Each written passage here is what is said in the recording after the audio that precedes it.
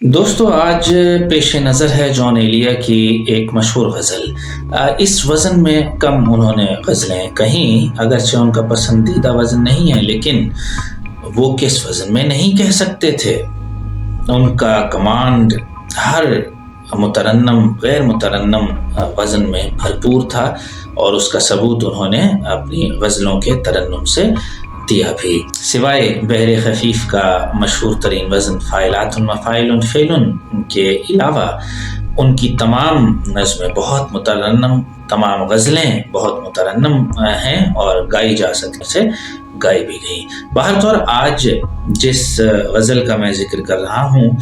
وہ مفعول فاعلات مفاعیل فاعل میں ہے، بہت مترنم وزن ہے، ہر شاعر تقریباً اس میں طبع آزمائی کر چکا۔ آئیے غزل پر چلتے ہیں۔ سینہ دہک رہا ہو تو کیا چپ رہے کوئی، سینہ دہک رہا ہو تو کیا چپ رہے کوئی، کیوں چیخ چیخ کر گلا نہ چھیل لے کوئی، کیوں چیخ چیخ کر گلا نہ چھیل لے کوئی، ثابت ہوا سکون دل و جاں کہیں نہیں، ثابت ہوا سکون دل و جاں کہیں نہیں، رشتوں میں ڈھونڈتا ہے تو ڈھونڈا کرے کوئی، رشتوں میں ڈھونڈتا ہے تو ڈھونڈا کرے کوئی، ترک تعلقات کوئی مسئلہ نہیں، ترک تعلقات کوئی مسئلہ نہیں، یہ تو وہ راستہ ہے کہ بس چل پڑے کوئی، یہ تو وہ راستہ ہے کہ بس چل پڑے کوئی،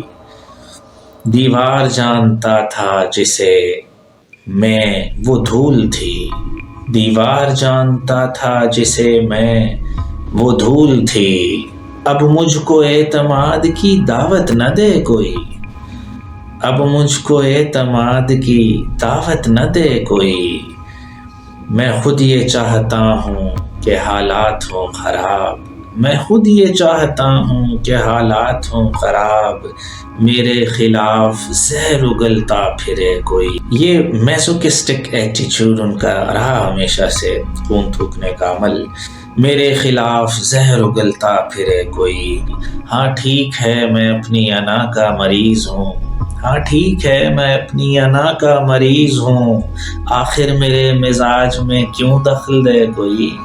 آخر میرے مزاج میں کیوں دخل دے کوئی، ایک شخص کر رہا تھا ابھی تک وفا کا ذکر، کاش اس صبح دراز کا منہ نوچ لے کوئی، ایک شخص کر رہا تھا ابھی تک وفا کا ذکر،